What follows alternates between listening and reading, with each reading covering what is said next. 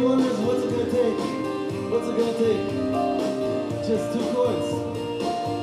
Hey ho ho, ding la la yo yo yo, ding la la la yo yo, ding la la la yo yo, ding la la la oh oh, ding la la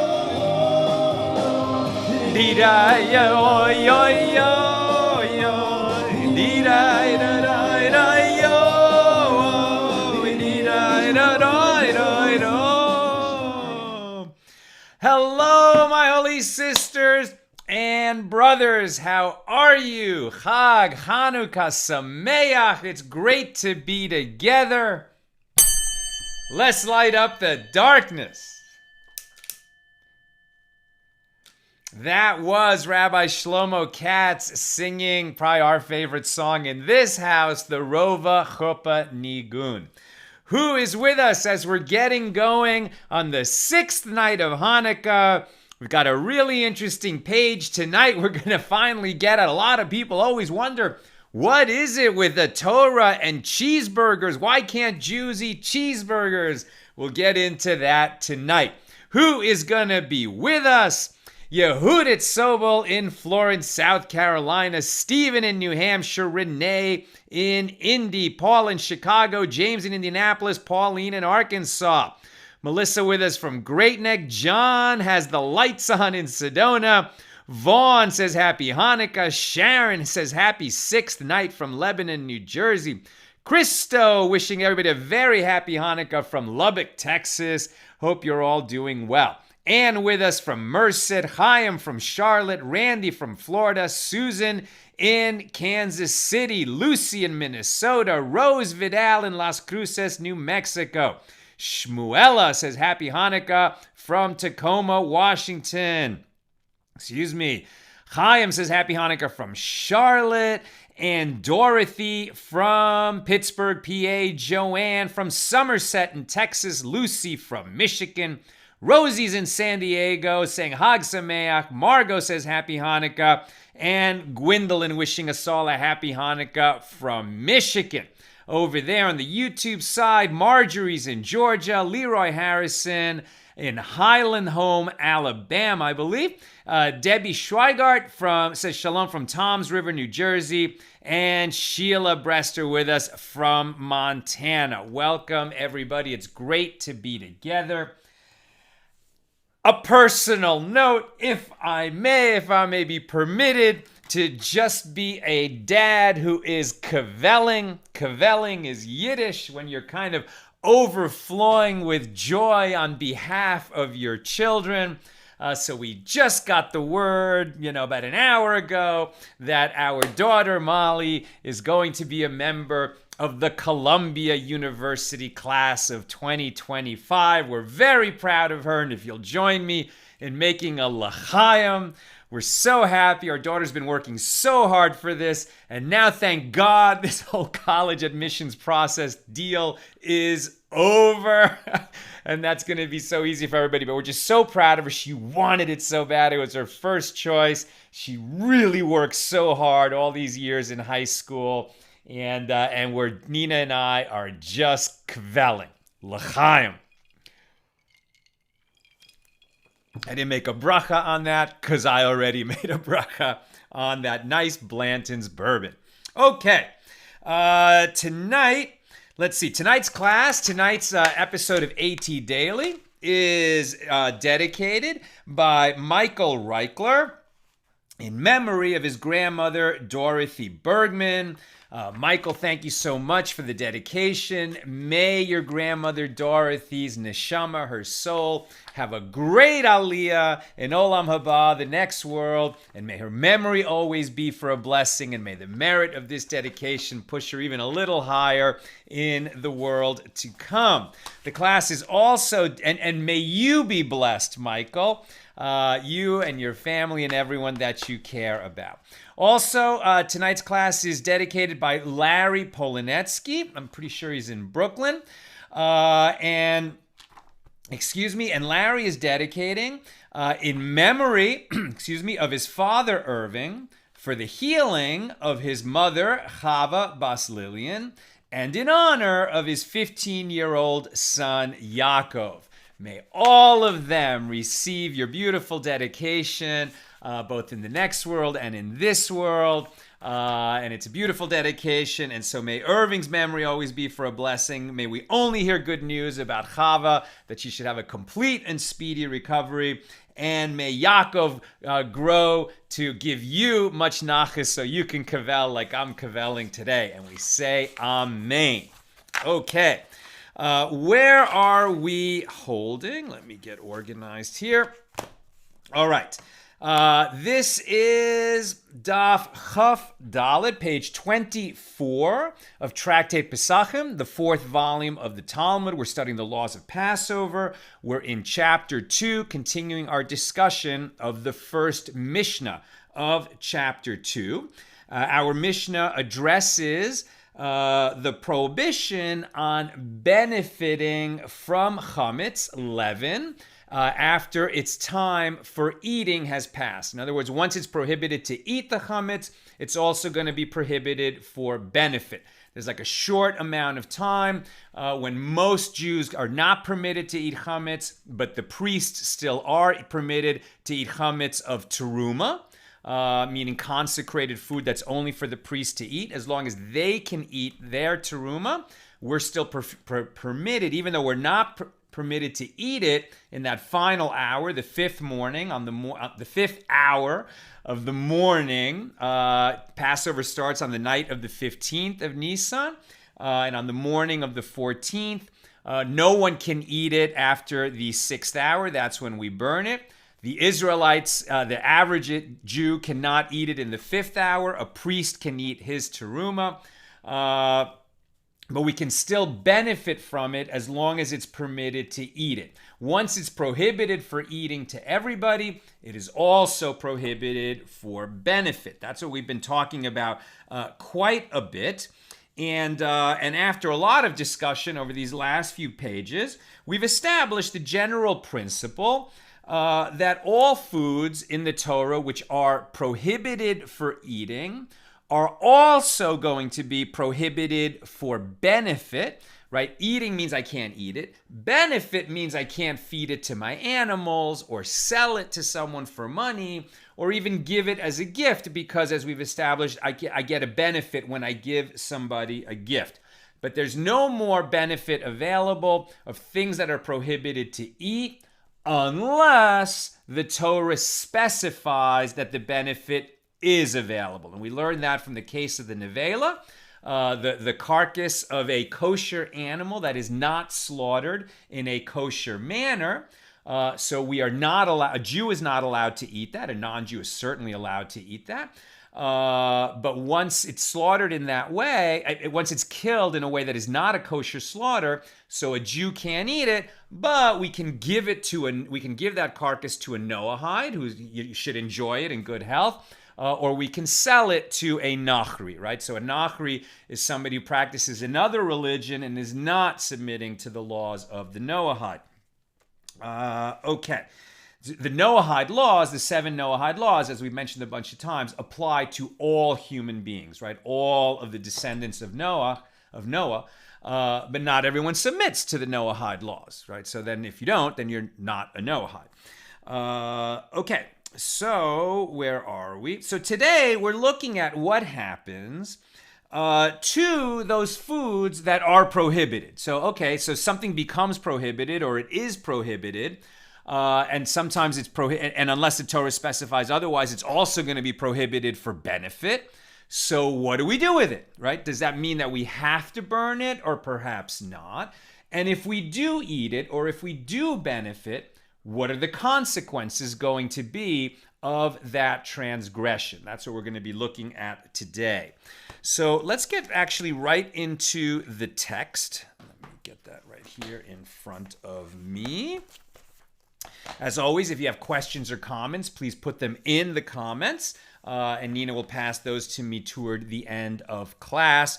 If you'd like to dedicate one of the episodes, we are in our annual campaign. It's a great time to do that, and you can learn more about the annual campaign and becoming our partner in sharing Torah with the world, a mitzvah with massive worldwide impact, at donate.accidentaltalmudist.org. Okay. So we're reading here. So we're talking about something that is prohibited and what we're going to do with it. Okay, so Rabbi Shmuel bar Nachmani said to the one who taught a halacha, so we're kind of encountering this discussion right in the middle. And it's been posited here in the Gemara that, okay, well, if it's prohibited for eating and it's prohibited for benefit, so then it should be burned up, right? So we can't eat it and we can't benefit from it. What are we going to do with it? We can't do anything with it. So therefore, we should burn it. There's other ways to dispose of. We've already established that with respect to chametz, right, leavened bread, which is going to be prohibited on Passover, and after its time of eating is passed, it's also prohibited for benefit. And so I think it was Rabbi Yehuda said that it has to be burned, but the sages disagreed with him and overruled him and said it is also permissible to dispose of one's chametz by crumbling it and scattering it in the wind or in the ocean. This would be if you didn't already remove it from your possession by selling it to a non-Jew, for example, which is what we do with the majority of our chametz, and then we just leave some aside that we don't sell in order to go through that process of destroying it. Most people will burn it on the morning of around midday, at around 11 o'clock on the morning before Passover begins. But is that necessary? That's what we're discussing here. Does it have to be burned? And does this apply not just to chametz on the morning of Passover? What about other foods that are prohibited for eating and for benefit?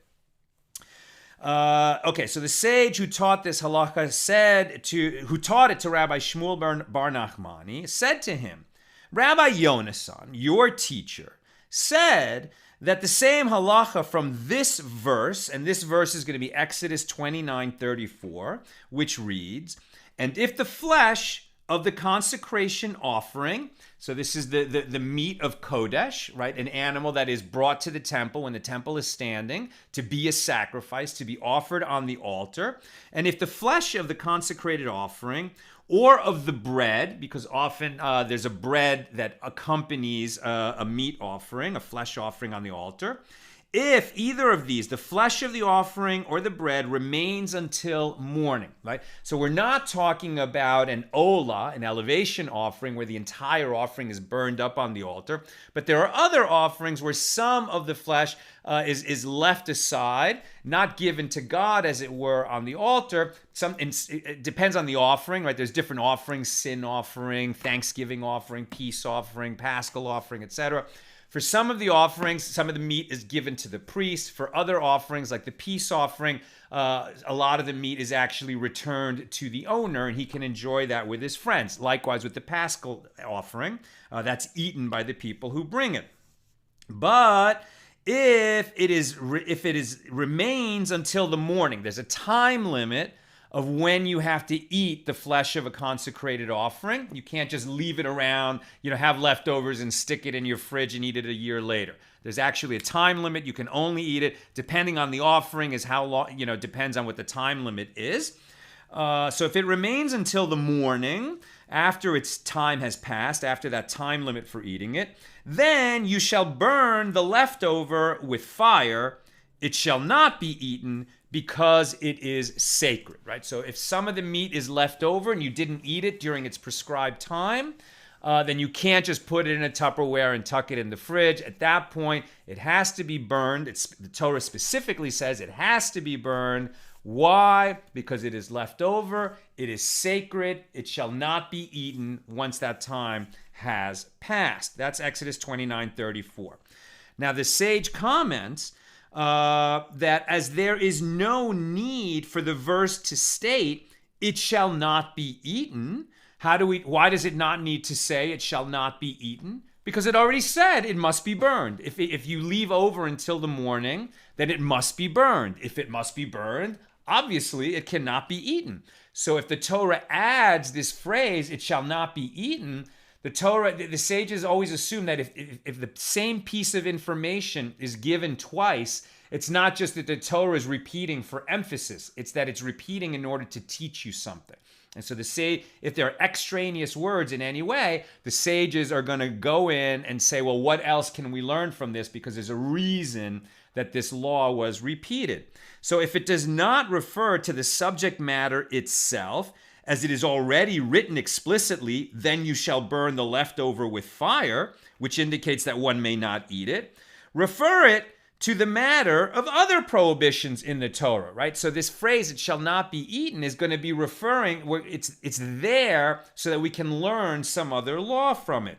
And if it does not refer to the matter of prohibition against eating, as eating these items is explicitly prohibited, refer it to the matter of the prohibition of deriving benefit. So this is another source for if it's not allowed to be eaten, it's not allowed to be benefited from. And this indicates that it is prohibited for one to derive benefit from any item that it is prohibited for him to eat. So now we've reached another source for the law that if it's prohibited for eating, it's also prohibited for benefit. Now the Gemara continues, lest one say that the verse indicates that just as here the sin offering is disposed of with burning, so too all the prohibited items in the Torah from which one may not benefit must be disposed of with burning. Right? So we might be learning out from this law that just like this, meat that's left over from an offering that was brought on the altar, the part that could be eaten by people, they didn't eat all of it. Its time has passed. It has expired. The time limit has come of when you are allowed to eat it. And now it must be burned. So perhaps we might learn from this that just as this food, which is now prohibited for eating, must be burned, maybe all foods that are prohibited for eating that are in our possession must be burned in a fire. Maybe that's what we learn. But the sage is saying, lest you think that that's what we should learn, rather, for benefit disposed by burning, therefore, this is why the verse said, you shall burn the leftover. And this word, the leftover, now becomes critical. You shall burn the leftover, indicating that the leftover of sacrificial meat must be disposed of with burning. However, with respect to all other prohibitions in the Torah, prohibited foods, they need not be disposed of with burning, despite the fact that it is prohibited to derive benefit from them, right? So we have that all these foods that are prohibited, they have in common with each other that they're prohibited for eating and they're prohibited for benefit. So we might think that, well, do they also have in common that they therefore need to be disposed of by burning? And the answer is no. Burning is only going to be required for Kodesh, right? Those foods, particularly of animals, that were set aside as an offering, as a sacrifice to be brought up on the altar, leftover of that must be disposed of with burning. Other foods which are prohibited for eating and benefit are not required to be disposed of by burning. Now the Gemara challenges, and did this phrase, it shall not be eaten, come to teach this prohibition against deriving benefit? This phrase is needed to teach in accordance with the opinion of Rabbi Elazar, as Rabbi Elazar said, with regard to the statement in the verse, it shall not be eaten because it is sacred, right? With respect to the leftover of sacrificial offerings, which must be burned in a fire, the verse added these words, it shall not be eaten because it is sacred.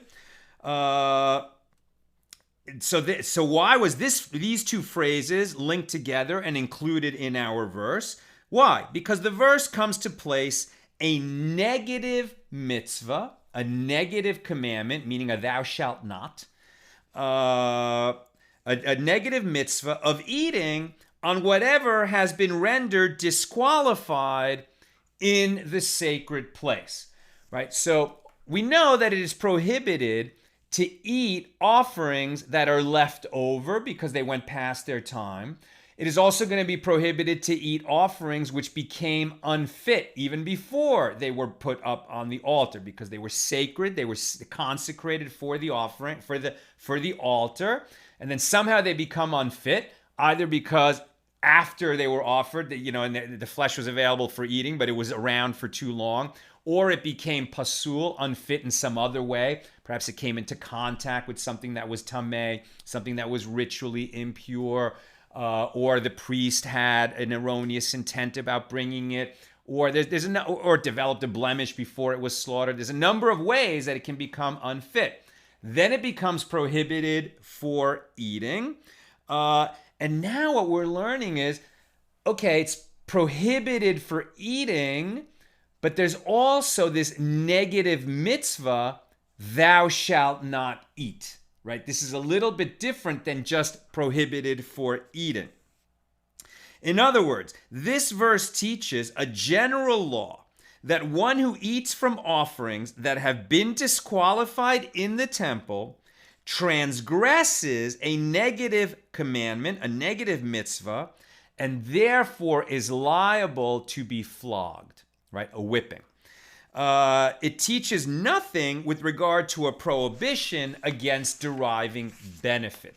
So we've been arguing all along for a while now that where it says it shall not be eaten, that was according to Hizkiah, that if it says it shall not be eaten, it's also going to be prohibited for benefit. And then according to Rabbi Abahu, anything that's prohibited for eating is also prohibited for benefit. And this seemed to be another source for that general principle. But now Rabbi Elazar is saying, no, the reason it says it shall not be eaten because it is sacred is to teach you that if you do eat it, you violated a specific negative commandment. As we'll see, it's a specific negative commandment. And when you violate a specific negative commandment, depending on what kind of commandment it is, you might become liable to the punishment of flogging, right, of whipping. As Rav Papa said to Abaye, and why do you hold that the phrase, you shall not eat, describing the sin offering that was sacrificed inside the sanctuary, is not needed for other purposes? Say that this expression comes in order to designate a negative mitzvah for this prohibition itself, as if this prohibition were derived only from the source quoted by Rabbi Elazar, there will be a prohibition to eat the meat of the sin offering, whose blood was brought into the sanctuary. However, one would not be liable to be flogged for violating it, because one is not flogged for violating a negative mitzvah stated in general terms. Right? So we haven't really gotten into the issue of consequences of transgressions. Right? First of all, when you violate a rabbinic decree, sometimes the punishment for that can be flogging. Usually it's not a punishment at all. You just shouldn't have done it. When you violate a Torah law, the punishment, sometimes it's a death penalty offense. Sometimes it's charis, which is death at the hands of heaven, meaning the person may end up suffering. If he doesn't manage to atone for it in his life, he may have, time subtracted from his lifespan, but it's in the hands of the heavenly court, not of the earthly court. For some things, there's going to be this punishment of flogging. What there was not in the Torah, by the way, was imprisonment, right? Getting years in jail. That is not one of the punishments that's available to a rabbinic court or mentioned in the Torah. It's, it's like, it's a big swing, right? It's like death penalty, flogging, not so much. There is excommunication. We're not going to be talking about that today.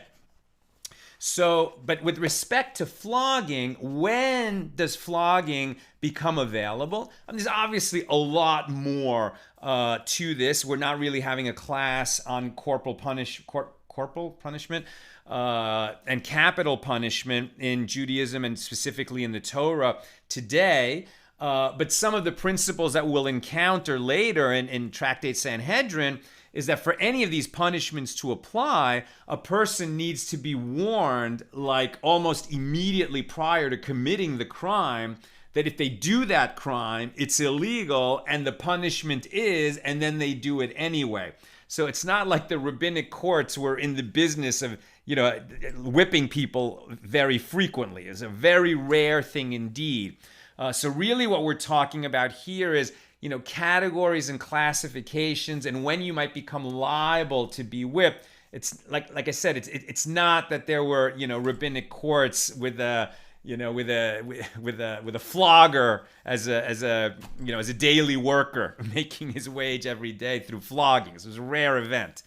But the principle that we're seeing here is that flogging is actually only going to apply when the Torah says you shall not eat a specific thing and you eat that thing.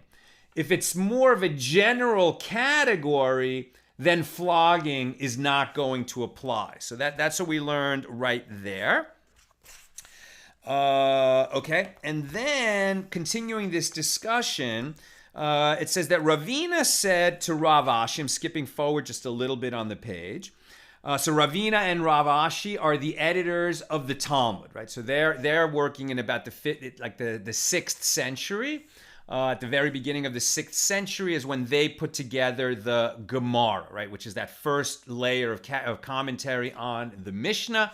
The Mishnah was compiled by Rebbe around the year 200, and it was Ravina and Rav Ashi who were the compilers, the editors of the Gemara, which was sort of finalized around the year 500. Okay, so Ravina said to Rav Ashi, and say that this expression, it shall not be eaten, comes to teach not the prohibition against deriving benefit, but rather that one who transgresses this negative mitzvah violates two prohibitions. So what they're getting at now is, well, is it possible that the Torah just repeats itself and says about the same food, it shall not be eaten? And if so, what are we going to learn from it? So far we've learned, well, maybe it's one use of it shall not be eaten comes to say you can't eat it. And the second use comes to say you can't benefit from it. Or maybe it's coming to specify that flogging is an appropriate consequence if you transgress this prohibition. And now what Ravina is saying is, well, maybe what's happening is that sometimes you commit one crime, right? You do one action, and you actually become guilty of several offenses, right? We see that all the time, even in modern criminal procedure, that sometimes a person just commits one crime and he's charged with all kinds of different offenses. Sometimes it's because the prosecutor wants to make sure he gets found guilty of something. But this idea that one action could result in multiple offenses may be something that the Torah desired, right? And it was structured this way so that if you eat one forbidden thing, you actually might be guilty of more than one offense. And maybe this is going to motivate people to make sure that they don't come to do that sin. And so Ravina explains, and there is precedent for such an explanation, as didn't Abaye say with regard to a parallel case, that if one ate a Putisa. So what is a Putisa? A Putisa is a small creature that lives in water. And we're not sure exactly what it is. Some people say it's some kind of a water snail.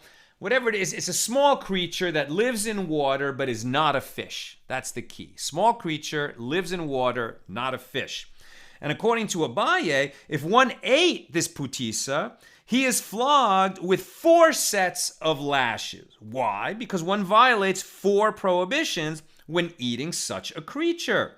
2 of these prohibitions are found in the verse that discusses all types of creeping animals. You shall not make yourselves detestable with any swarming thing that swarms, neither shall you make yourselves impure with them, that you shall not be defiled by them. Right? So if you eat this a swarming, creeping thing, you make yourself abominable by eating it, and you make yourself impure by eating it. That's 2 prohibitions. A third prohibition applies to a creeping animal that lives in the water. It's an animal that lives in the water, and it does not have fins and scales, right? What is kosher for a Jew to eat that comes from the water? Anything with fins and scales, right? So we can eat fish, any kind of fish with fins and scales is kosher. It's okay for eating. But lobster and shrimp, and eel. Man, before I found my way back to Judaism and started living a kosher lifestyle, I used to love sushi. You can still eat sushi, but no unagi, right? I used to love that roasted eel. Had to give that up. Small sacrifice for an elevated, uplifting life. So this creature lives in the water, but it doesn't have fins and scales. So that's another violation, another prohibition you violated if you eat it. And a fourth prohibition is cited in the verse, and whatever does not have fins and scales, you shall not eat it. It is impure to you, right? So again, it's two included by eating something from water without fins and scales.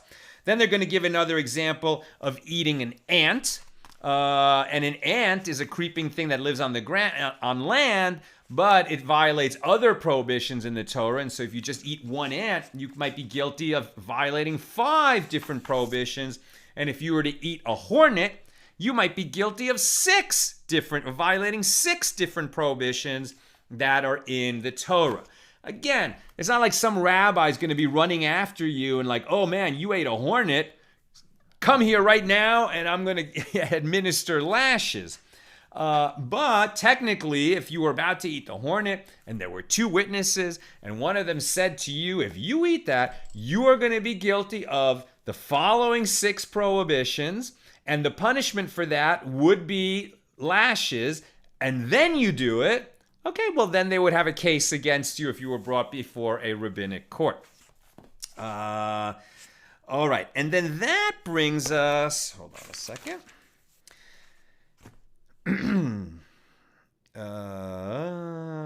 Okay, so now we learned that you can be guilty of various prohibitions which result in lashes from eating just one item. Now, Rabbi Abahu will establish in the name of Rabbi Yochanan that flogging is not going to be appropriate. Flogging will not be the correct punishment. One would be exempt from flogging if he eats a prohibited food, but he eats it in not the customary manner that it is eaten, right? So this prohibition on eating these prohibited foods, if somehow you eat them in an unusual manner, then you're going to be exempt from the punishment, right? You still shouldn't do it, certainly by rabbinic decree, but you're going to be exempt from the punishment for violating this Torah prohibition. And so then the example is given of orla. So orla means that we're not allowed to, the Torah specifies that when you're living in the Holy Land, and actually this applies to Jews outside the Holy Land as well, and you plant a fruit tree, so you actually cannot eat or benefit from the fruits of the first 3 years of that tree. That's considered orla, prohibited. And then in the 4th year, then you can start, then I think you need to bring the fruits. I haven't studied this law carefully. I think you need to bring the first fruits to Jerusalem, and then it becomes permitted, or maybe it just becomes permitted. But the point is you can eat it for the first 3 years of the tree's life, and you can start eating it in the 4th year.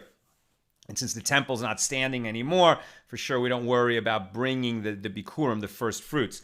Okay, so Rabbi Abahu, so it's prohibited to eat orla, and it's prohibited to benefit from them. But interesting, if you eat the juice of these fruits, you've still violated a prohibition, but you're not flogged. Right? You wouldn't become liable to lashes for it. You still violated the prohibition. You can't eat the juice of prohibited fruit. But if all you ate was the juice and not the fruit itself, they're looking for a way out of administering lashes, and that would be a way out of being whipped for violating the prohibition on first fruits. However, that would be the case, for example, for figs or pomegranates or mulberry. But if you ate the juice of olives or of grapes, meaning olive oil or wine, then you would still be subject to lashes, because that is the customary way of eating olives and grapes, right? We eat them as food, but we also drink their juice, quite habitually. So eating the oil of olives or the juice or wine of grapes would still be considered the customary manner. And if you ate oil derived from orla olives, olives taken from a tree in its first 3 years, or orla grapes, a grape taken from a vine in its first 3 years, then you would be subject to lashes. However, if we talk about the prohibited mixture of diverse kinds, meaning, so that's kilayim, and we're prohibited to plant different kinds of crops very close together, or you're prohibited, for example, to plant, lettuce in a vineyard, right? So the lettuce can grow in one place, and the grapes of your vineyard can grow in another, and we do not plant lettuce mixed in with the vineyard. That is not, by the way, kind of a rational law. That's not one of the mishpatim. That's one of the chukim. We don't know why God said to do that. He just said, don't do that. So don't sow diverse kinds of seed together. And if you do, you're guilty of violating this principle. Now, what's interesting is, in terms of growing diverse kinds of foods together in the same plot of land, the Torah does not say you shall not eat plants, the product of plants that were grown together with diverse kinds of plants. What it says is you shall not sow those seeds together. You shall not plant them together. So from that, the sages derive, here we don't have a prohibition on eating that we extend into a prohibition on benefit. Here we have a prohibition on benefit. You can't plant those things together. If you do, you've created something that is prohibited, period, right? So here, even if you drank the juice of these things, like in the case of orla, you wouldn't be subject to flogging if you drank the juice of a pomegranate. You would be subject to flogging if you ate a prohibited pomegranate because it came from a plant in its first 3 years. But with respect to diverse kinds, if you drank the juice of a pomegranate where the pomegranate tree was grown in a vineyard, and there were these diverse kinds of plants grown together, now you would be subject to flogging because it's an absolute prohibition, and we don't make that distinction about whether you ate something in its normal manner or not. Any product of one who violated the prohibition on sowing diverse kinds of plants together, planting them together, any product of that is going to be prohibited, period, for benefit or for eating. And one who violated that with the warning, etc., would be liable to lashes. Okay, and now we come to the prohibition on eating milk and meat together for a Jew. So the Torah says, does the Torah say you shall not eat milk and meat together? No, it does not.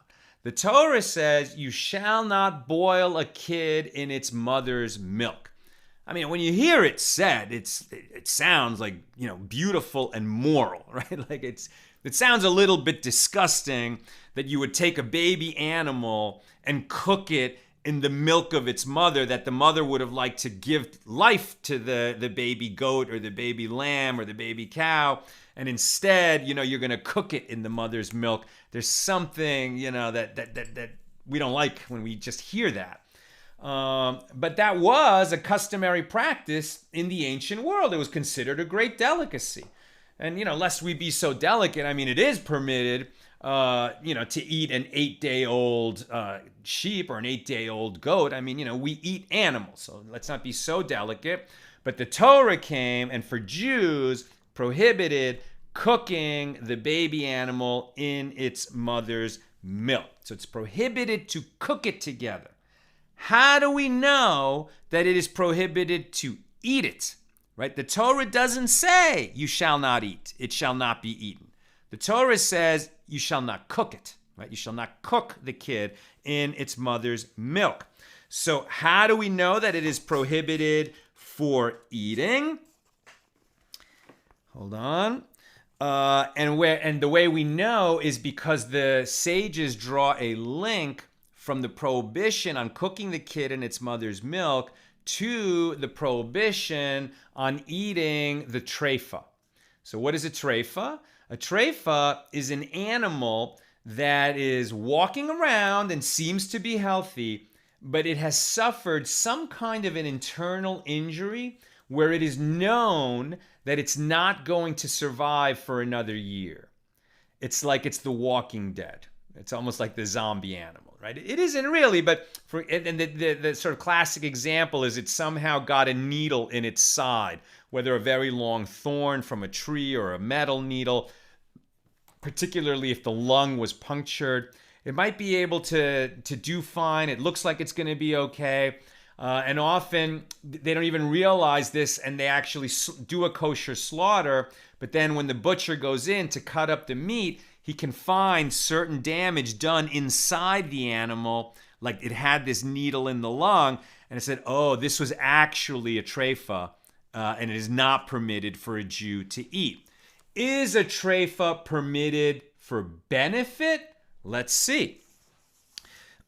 So, Isi ben Yehuda says, from where is it derived that it is prohibited to eat meat that has been cooked in milk?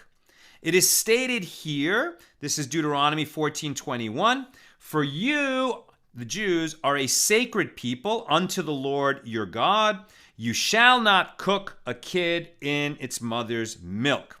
And it is stated there, another verse at Exodus 22:30, and you shall be sacred men unto me. Therefore you shall not eat any flesh that is torn of beasts in the field, the treifa. You shall cast it to the dogs. In other words, meat that is torn from a beast, tearing the meat. This is like a limb torn from a living animal. It's going to cause that animal to die, and that's not going to be possible to eat. We know that. We've discussed that prohibition before. But the link between the prohibition, between meat and its mother's milk and treifa, is that in both verses it says you are a holy people, right? You are a holy people. You won't cook a kid in its mother's milk. You are a holy people. You will not eat a limb torn from the animal in the field. Right? So the link between those two prohibitions is you are a holy people. So therefore, just as you are not allowed to eat the treifa because you're a holy people, likewise, you're not going to be allowed to eat the kid cooked in its mother's milk because you're a holy people, and these two verses are linked together. What about benefit? Okay, now we established because of this link that both verses say you are a holy people, and just like you can't eat the treifa, you can't eat the product of cooking a kid in its mother's milk. You can't eat the product of meat cooked in milk. We're going to extend it, not just meat cooked in its own mother's milk, but meat cooked in any milk is going to be prohibited for eating. How do we know that it's prohibited for benefit? So then the sages are going to, and I'm coming to the end, right? So if you have questions or comments, get them in there. So they're going to derive that it's prohibited for benefit they're going to start, the first suggestion of how we know that it's prohibited for benefit, and maybe they should have said, well, we already learned that anything is prohibited for benefit, for eating is prohibited for benefit. But we don't know that because it doesn't say meat cooked in milk is prohibited for eating. So we can't say that the Torah said it's prohibited for eating, therefore it's also prohibited for benefit. The Torah didn't say it's prohibited for eating. We derive that it was prohibited for eating through this link to the treifa, which is specifically prohibited for eating. So how are we going to derive that is also that meat cooked in milk, is prohibited for benefit? So the sages are going to draw a kal v'chomer. English often translated as a fortiori argument, a fortiori inference, meaning, and there's going to be a comparison to orla. So orla is fruit taken from a tree during its first 3 years. As we know, it is prohibited for eating and it is prohibited for benefit. Now, orla, which was never fit for eating, right? A fruit taken from a tree in its first 3 years, that fruit was never permitted for a Jew to eat. It came from a tree in its first 3 years. So at no point in the life of that fruit, while it was growing on the tree, when it was taken from the tree, was it ever permitted to eat it. And if that is going to be prohibited both for eating and for benefit, then how much more Wait a minute. I'm doing something wrong. Yeah, this is the counter argument. Hold on a second. I messed up. The orla, through which no sin was committed, right? So, like, in other words, that meat, when you cook the meat in milk, you made a transgression right there. Before you ever thought about eating it, when you cooked meat in milk, that was a transgression. The fruit growing on the tree, the orla, no sin was committed, right? So, like, it was growing on the tree, then it fell off the tree, you picked it up. You're not allowed to eat it, you're not allowed to benefit from it, but you never committed a sin by having that fruit in your hand. You didn't do anything wrong. And even so, it's prohibited both for eating and for benefit. How much more this mixture of meat and milk, which the food that results from it was arrived at through a transgression. When you cook the meat and milk, you made a transgression right there. So if the orla, which was never the subject of a transgression, right, you never committed a sin by just picking up a fruit that dropped off a 3-year-old tree, and that's prohibited both for eating and for benefit, how much more the mixture of milk and meat, the cheeseburger, that has to be prohibited not only for eating but also for benefit, since it was created through a transgression. That's the Kal Vachomer argument. Now, the Gemara is going to reject that argument by saying, well, wait a minute, but the orla, the fruit of that tree, never had a period of fitness. It was never possible to eat it. The milk and the meat, before they were mixed together, could be eaten. So you could so that unwinds the Kal Vachomer argument, right? It's not that the mixture of milk and meat in itself is so much worse than fruit from a 3-year-old tree, because at least the milk and the meat, before they were mixed together, that was something that a Jew could eat, assuming it was kosher meat. Whereas the orla from the 3-year-old tree never had a period of fitness when it could be eaten. So we're not going to be able to learn the prohibition on benefiting from a mixture of milk and meat from the law of orla, of the fruit from a tree less than 4 years old. So let's look at another place where we might get that law. Leaven, chametz on Pesach, right? So leaven on Pesach doesn't have this problem that it was never fit, because our chametz, our leavened bread, which become prohibited when Passover begins, when Passover comes, in the afternoon before Passover starts, it becomes prohibited. But prior to that, it was permitted, right? It did have a period of fitness, just like the milk and meat were fit to eat until they were mixed together. The bread was fit to eat until it became the afternoon prior to Pesach.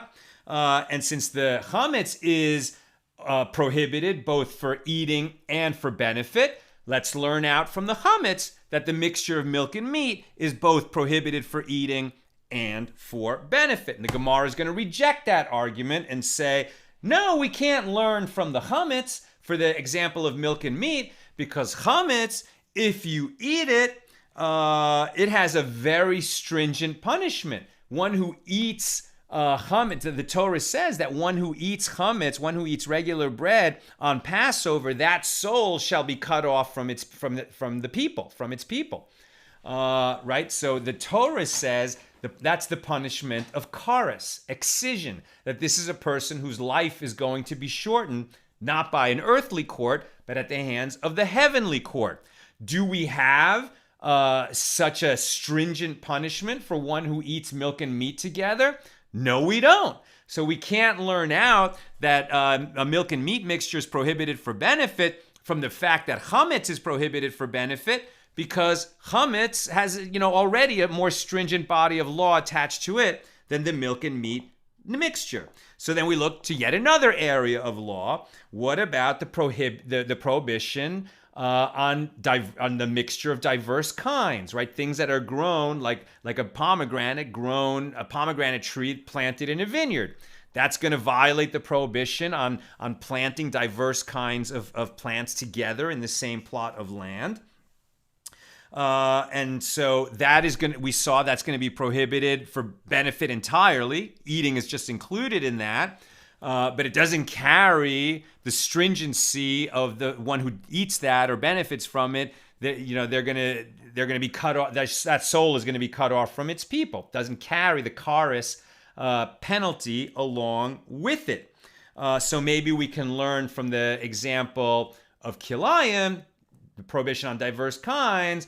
That's prohibited for both eating and benefit, and we could extend that to meat and milk mixture. That's going to be prohibited both for eating and benefit. And then the Gemara rejects that and says, does milk and meat carry this same feature that if one eats it in an unusual manner, one is still going to be flogged for violating that negative prohibition? No, that only applies to kilayim, to planting diverse kinds together. If you eat that, even in an unusual manner, right, you eat the juice of the pomegranate rather than the pomegranate itself, you would still be flogged. But with meat and milk, that you're prohibited to eat that. But if you eat it in an unusual manner, you won't be flogged for it. So we still don't have a source that tells us that the mixture of meat and milk is not only prohibited for eating, but prohibited for benefit as well. In other words, a Jew couldn't set up a store selling cheeseburgers even if he wasn't going to eat them. We don't have that source yet. Perhaps we will find that source for the prohibition to benefit from a mixture of milk and meat on tomorrow's daf, because we are done with today's journey. So let's see if we have any comments or questions here on page 24 of Tractate Pesachim. So Heidi asks, does the food that has to be disposed of get burned in this day and age? So the general answer is, we're not bringing sacrifices, right? So many of the laws that have to do with when it's left over and when we're going to have to burn it and when we don't have to burn it, etc., learned out from sacrifices brought in the temple. So that's not happening. The temple hasn't stood for 2,000 years, and no one can bring a sacrifice that's not in the temple. Jews are not allowed to bring sacrifices on some altar outside the temple. So we're waiting for the Messiah to come and the third temple to be rebuilt. But in terms of Passover, so what we do there is, as Passover comes, we're going to do that big spring cleaning. So identify, make sure there's no chametz anywhere in the house. Then we're going to, collect whatever chametz is going to be left. We're going to do the search for leaven, crumbs, anything throughout our house on the night of the 14th of the Hebrew month of Nisan. Since we've done a really good cleaning, we might actually stash a few pieces of leaven, like usually wrapped in tin foil so that no crumbs get out, in a few spots in the house, and then we'll find those. Now, the day before or that morning before Passover begins that night, what we'll do is we'll sell all of our chametz, our valuable chametz, right? I mean, in your closet, you might have all these boxes of cereal that's not kosher for Passover. You might have loaves of bread. You might have cases of beer. These are all things that you can't eat during Passover. Those are chametz. You don't want to throw them out and destroy them or burn them up, etc. It'd be a big financial loss. So you don't have to do that. You make a nominal sale, right? You find a non-Jew to work with, and you say, please buy all my chametz from me for $1. And I'll store it for you in a isolated spot in my house. It'll be surrounded by some kind of partitions, so there's going to be no danger of accidentally coming to eat some of that chametz during the week of Passover. And then after Passover is over, you'll buy it back from the non-Jew that bought it from you. Very often, a rabbi does that on behalf of all the members of the synagogue, and he has a non-Jewish partner to do that with. So we don't have to destroy all of it. But so that we can participate in this tradition of burning the chametz, those little bits of chametz that we hid in the house and then we found them during the search for chametz, then we'll take them. There's usually a bonfire that's going at about 11 o'clock in the morning on the day, right before Passover begins. And we will burn those so that we can participate in this tradition. Although, as the sages said, you could also crumble it and scatter in the wind or in the ocean, but the preferred way is to burn that chametz. Blake says, could we say that this prohibition leans against a view that non-kosher animals cannot be killed in a humane way. Crustaceans have to be boiled alive, etc. So I think what you're getting at is that some people will say, kosher eating is more humane, and sometimes people will say kosher eating is healthier, for the one who eats that way. And the answer is it's spiritually healthy, but it is not true that, for example, the reason that pork was prohibited to Jews was because in the ancient world it was more dangerous to eat pork than other animals. That's not the reason. The laws of kashrus, the laws of permitted animals and not permitted animals that are in the Torah are understood to be chukim, supra-rational laws. In other words, we do it just because God said so, and there's not some kind of logical, rational reason behind it that has to do with healthy eating or even being more humane. It's a separate commandment to be humane to animals, right? It is absolutely a commandment in the Torah that you can't inflict cruelty on animals, and there's a lot of specific commandments about that. For instance, if your enemy's donkey got a heavy load on it and the animal is suffering, you have to rush over and help your enemy, someone you hate. You have to help him unload the donkey so that the donkey doesn't suffer. Or you are hungry and your animals are hungry, and you might think, well, I'll just sit down to lunch because I'm so hungry and I'll feed my animals after. That would violate a Torah prohibition. You actually have to feed the animals before you feed yourself. So we are commanded to treat animals with kindness, but that's not part of the laws of permitted and not permitted substances to eat. Lucy, what does one do with the fruit the first 3 years? Just leave them on the tree? Yeah, that's a good question. I mean, we're prohibited to eat and to benefit. Maybe we just let it fall, and let the squirrels eat it. I'm not sure. We're not studying those laws, in their specificity today. Maybe we'll come across that later. So I'm not sure what the answer is, but we can't eat or benefit, right? We can't eat or sell. Yosef, isn't Orla also discussed in the context of circumcision? Yes, it is. Because Orla means uncircumcised, right? It's the same term. It's prohibited in that same way. It hasn't reached its time of perfection, right? Just like the uncircumcised boy prior to the 8th day when the circumcision would come is not has not been perfected, is not ready yet. Likewise, Orla, it's the same word with respect to trees that haven't reached their time when we can eat fruit from those trees. And finally, Vaughn says, isn't boiling a kid in its mother's milk an ancient Canaanite fertility ritual? That's interesting. I hadn't heard that before. Maybe it's true. I definitely had heard that it was considered a delicacy. It was, considered valuable and like a real treat. But definitely prohibited for Jews. That was so much of the laws, particularly when we're talking about chukim, right? These laws that don't seem to have, like don't murder, don't steal, don't bear false witness, pay for what you buy, pay for what you use. Those laws are just very rational. It makes sense that you would want in a just society those kinds of laws.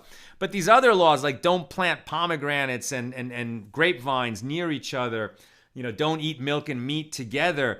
Cheeseburger looks really good. And in fact, the Talmud does say elsewhere, when somebody offers a Jew to eat like a really juicy, delicious looking pork chop, you're not supposed to say, if you're Jewish, oh, I don't like meat cooked that way, or I don't like white meat, or you don't say that you're not doing it because it's just not for you, as your own personal taste. The correct answer is, that looks delicious, but what can I do? My Father in heaven said I'm not permitted to eat that. That's making a Kiddush Hashem, right? That's saying that, I'm sacrificing something that I would really like to do, but it's not permitted to me, so what can I do? I don't know why it's not permitted to me. And so a lot of these laws that are, these prohibitions or positive commandments that are enjoined on the Jews, like, we don't know why we're told to do those things, but God said to do it, so we do it. one of the consequences of having these laws is that we are made distinct.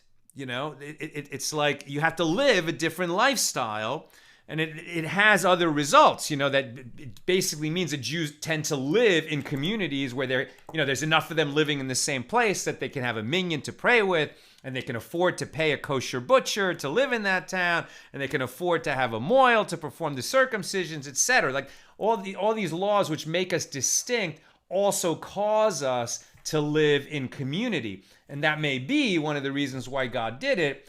But in terms of each particular law, we do it just because God said so. All right, that's what I've got for us today. May you all be blessed on this sixth night of Hanukkah. By the way, we have a tradition from the Berditchever Rebbe that each night of Hanukkah has its own special power, something to pray for. The sixth night is a time to pray for abundance. Abundance of light, abundance of joy in one's life. Because we all know that sometimes we have everything that we want, we have everything that we need, and we still can't enjoy it. We still find ourselves unhappy for some reason. So the prayer for the sixth night of Hanukkah is, please God, enable me to be content with my portion. Enable me to be happy with what I've got, to be grateful and to rejoice in the life that I've got. Obviously we all have challenges, and it's easier for some than for others. But we pray that we should be happy with our portion and that we should create joy, even in the darkness. One way to light up the darkness is to just create joy. Even if you're not feeling it, commit to creating joy in some way. And we pray tonight that God will give us the strength to do that. All the best, and with God's help, we'll be to get together again tomorrow.